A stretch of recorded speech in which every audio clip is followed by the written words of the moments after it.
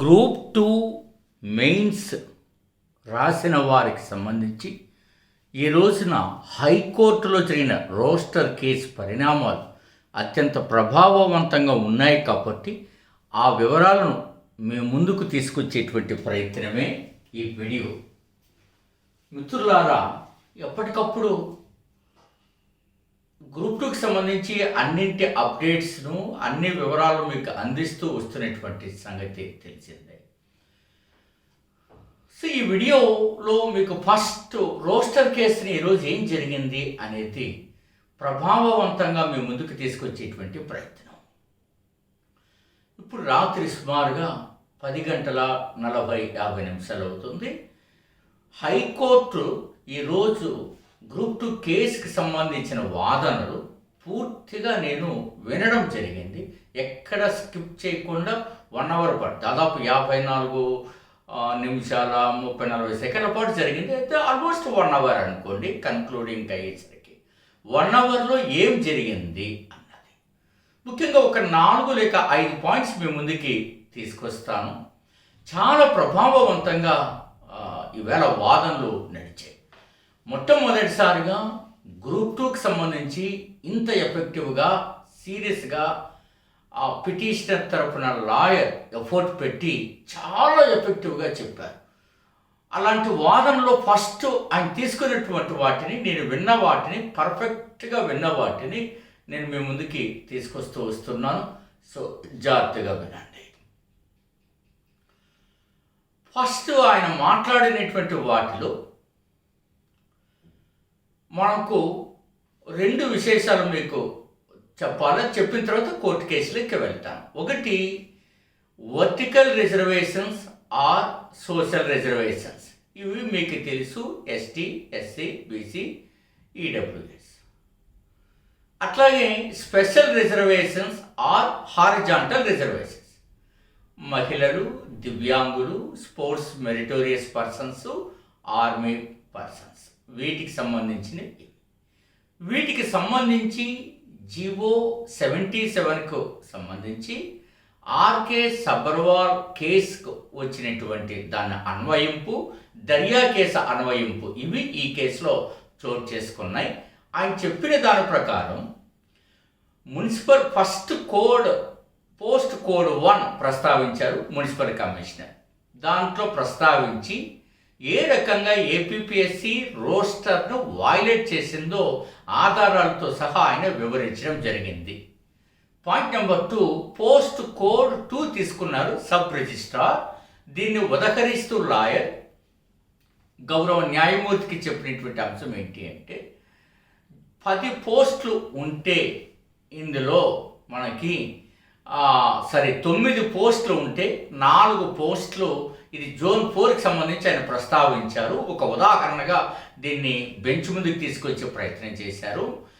Horizontal రిజర్వేషన్స్ని cross చేస్తూ అధిగమిస్తూ, అంటే మహిళలకు ఉన్నటువంటి కోటా 33.153% కాకుండా 9లో 4 పోస్టులు కేటాయించారు. అంటే 44.4% పోస్టులు వాళ్ళకి వెళ్ళారు. ఇది విరుద్ధము అని ఆయన స్పష్టంగా వివరించడం జరిగింది. నెక్స్ట్, పోస్ట్ కోడ్ 14, ఇదేమిటి, ఆడిట్ సర్వీస్కి సంబంధించి చెప్తూ ఇందులో 10 పోస్టులు మహిళలకు కేటాయించారని చెప్తూ ఇది దాదాపు 50% క్రాస్ చేసింది. ఇది కూడా హారిజాంటల్ రిజర్వేషన్స్ జీవో 77లో చెప్పిన దాని ప్రకారం వ్యతిరేకము. 33.1/3 ఇది దీంట్లో ఈ 3 ప్రస్తావించడం జరిగింది. ఇక ఆయన ప్రస్తావించినటువంటి వాటిలో ఎక్కడెక్కడ వైలేట్ అయిందన్నది స్పష్టంగా చెప్పింది ఈ అంశాలు. తర్వాత ఆయన చెప్పిన వాటిలో ఏంటంటే, మహిళలకు 33.13% స్పష్టంగా ఉన్నప్పుడు ఎక్కడైనా వారి యొక్క మహిళలు అడిక్వసీ అంటే లభ్యత లేనప్పుడు మాత్రం ఏం చేయాలో రూల్తో సహా వివరిస్తూ చెప్పడం జరిగింది. ఇందులో ఆయన ప్రత్యేకంగా ప్రస్తావించింది Andhra Pradesh state subordinate service rules para 22, 22A, 22B ప్రస్తావించారు. వీటన్నిటిని ఎక్కడ మొత్తం డాక్యుమెంట్ 568 పేజీలలో నుంచి ప్రస్తావిస్తూ పేజ్ నెంబర్ 194 అంటే ఈయన సబ్మిట్ చేసిన డాక్యుమెంట్స్లో జడ్జి గారు తీసుకుని నీట్గా నోట్స్ రాసుకున్నారు. ఆయన చాలా చోట్ల జడ్జిది కొన్ని అంశాలతో కన్విన్స్ అయ్యారు. 194 పేజ్ నెంబర్, 195, 200, అలాగే మరికొన్ని సందర్భంలో ఈ 3 పేజీలు వచ్చిన తర్వాత మళ్ళీ పేజ్ నెంబర్ 182లోకి వెళ్ళాడు. పేజ్ నెంబర్ 200లో చెప్పారు. అలాగే పేజ్ నెంబర్ 300 తర్వాత కూడా ఈ పేజీలో నేను ఏదైతే చెప్పారో ఈ పేజీల్లో లాయర్ ఏదైతే చెప్పాలనుకున్నా అవన్నీ ఆయనకి ఇవ్వడం జరిగినది. ఇది మనకు ముఖ్యమైనటువంటి అంశంగా చెప్పారు. ఇక 51వ నిమిషంలో జడ్జి మాట్లాడిన మాట ఇంప్లీడ్ అవ్వడానికి ప్రయత్నం చేసినప్పుడు అది నాకు స్పష్టంగా వినిపించలేదు నాకు దీంట్లో. అందుకని ఎవరు ఇంప్లీడ్ అంటున్నారు, కొందరేమో సిపిటి వాళ్ళు అంటున్నారు, కానీ నేను అది వినలేదుగా చెప్పలేకపోతున్నా. జడ్జి ఏమనంటే ఈ నోటిఫికేషన్నే వాళ్ళు ఛాలెంజ్ చేస్తున్నప్పుడు రేపు ఎప్పుడైనా కోర్టు ఒక నిర్ణయానికి వస్తే ఇది 0కి వస్తుంది అని బెంచ్ మీద నుంచి న్యాయమూర్తి 50 నిమిషం నుంచి 51వ నిమిషము కొన్ని సెకండ్ల మధ్య ఈ పదాలను బెంచ్ మీద నుంచి వాడడం జరిగింది.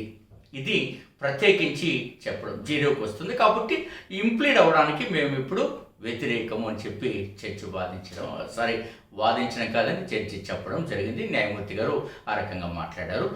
గతంలో సింగిల్ బెంచ్ జస్టిస్ సుబ్బారెడ్డి గారు ఇచ్చినటువంటి ఆర్డర్ కాపీని కూడా పరిశీలించారు.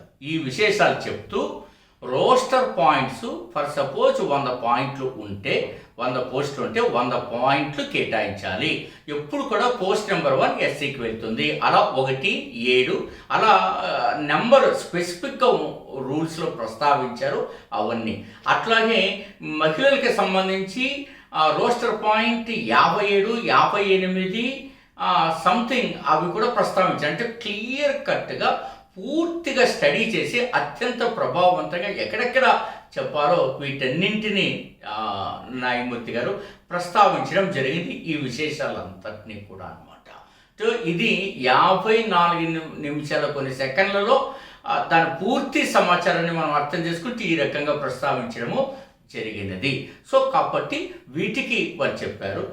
ఈసారి ఆశ్చర్యకరంగా పెద్దగా అన్నిటికీ మిస్టేక్ పెద్ద ముందు కేసులో పట్టుబట్టినట్టు పట్టలేదు లాయర్ గారు కూడా. అంటే ఇంకా ఆయన వాదనలు పర్ఫెక్ట్గా చెప్పాం, సబ్మిట్ చేసాం, ఇంకా బెంచ్ చూసుకుంటుందని ఆలోచనకు వాళ్ళు వచ్చినట్టున్నారని నాకు అర్థమవుతుంది. ఏదో ఒకసారి స్టే అంటే అనిచ్చి కానీ పదే దాని గురించి ప్రస్తావించలేదన్నమాట. 51వ నిమిషంలో జడ్జి గారు మాట్లాడిన మాటలు కూడా చాలా వరకు అందరూ తమకు తోచిన విధంగా అనుభవించుకుంటున్నారు. నేనేమి దాని గురించి వ్యాఖ్యానించను. న్యాయమూర్తి గారు ఏదైతే చెప్పారో అదే నేను మీకు ప్రజెంట్ చేయడం జరిగినది. తదుపరి విచారణ చాలా తక్కువ రోజుల్లోనే వెళ్తుంది. 16న ఆ రోజున ప్రభుత్వం కౌంటర్ ఇవ్వాల్సి ఉంటుంది, ప్రభుత్వం తరఫున ఎపిపిఎస్సి కూడా కౌంటర్ ఇవ్వాల్సి ఉంటుంది. వాళ్ళ వాదనలు కూడా వచ్చి తర్వాత ఈ రెండింటినీ జడ్జి గారు సింక్ చేసుకుని ఒక తీర్పు ఇచ్చేటువంటి అవకాశం ఉందని మనకు తెలుస్తుంది. సో ఫర్దర్ అప్డేట్స్ దానిపైన అవుతాయి. ఓకే, సో ఈ సందర్భంగా నేను చెప్పదలుచుకున్నది మీకు అందరికీ కూడా. సో ఇంకా ఈ అవకాశాలే కాకుండా మళ్ళీ మీరంతా ఇంకా కోర్టు ఎగ్జామ్స్, ఈ కోర్టు కేసు దృష్ట్యా మళ్ళీ గ్రూప్ 2 ఇలాంటివి, తర్వాత ఎండోమెంట్ తర్వాత కాబట్టి ప్రిపరేషన్ కొనసాగించండి. వీటందరికీ మీకు 8074940030కి డెమో పీడిఎఫ్ అండ్ టెస్ట్ కోసం రిక్వెస్ట్ పెట్టుకోండి. శ్రీ మేఘనా థింక్ ట్యాంక్ యాప్ డౌన్లోడ్ చేసుకుని అక్కడ కూడా ప్రాక్టీస్ చేయడం మొదలు పెట్టండి. And one more thing it is very important. So రేపు మీకు తదుపరి వీడియోలో వక్ఫ్, దాని యొక్క పరిణామాలు, చట్టం, భారతదేశంలో వక్ఫ్ ఎలా మొదలైంది, ఆ యొక్క మొత్తం వివరాలు ఒక వీడియోలో బహుశా రేపు ప్రజెంట్ చేయవచ్చు. దాన్ని కూడా చూసి చక్కగా నోట్స్ రాసుకోండి. ఈ దేశంలో ఎక్కడెక్కడ ఏం జరిగిందో పూర్తి వివరాలన్నీ కూడా మీకు అందుబాటులోకి వస్తాయి. అంటే మధ్యయుగంలో వక్ఫ్ ఎలా ప్రారంభమైంది, బ్రిటిష్ వారు ఏం చేశారు, ఏ రకంగా మనల్ని వాళ్ళు మిస్లీడ్ చేశారు బ్రిటిష్ ప్రభుత్వం, 95 చట్టంలో సెక్షన్ 40 ఏమైంది, ఇప్పుడు ఏమవుతుంది, ఎక్కడెక్కడ అమెండ్మెంట్ జరిగింది, అలాగే దానికి ఉన్నటువంటి పోర్టల్ ఏమైంది, ప్రభుత్వం ఓపెన్ చేసిన పోర్టల్ ఏంటి, దానికోసం 2 ఆ డేటా ముస్లిం వక్ఫ్ డేటా అప్డేట్ చేయడానికి 2 పథకాలు, ఇవన్నీ కూడా రేపు నేను ప్రస్తావించబోతున్నాను. ఆల్ ద వెరీ బెస్ట్, మీ డాక్టర్ గోపాల్.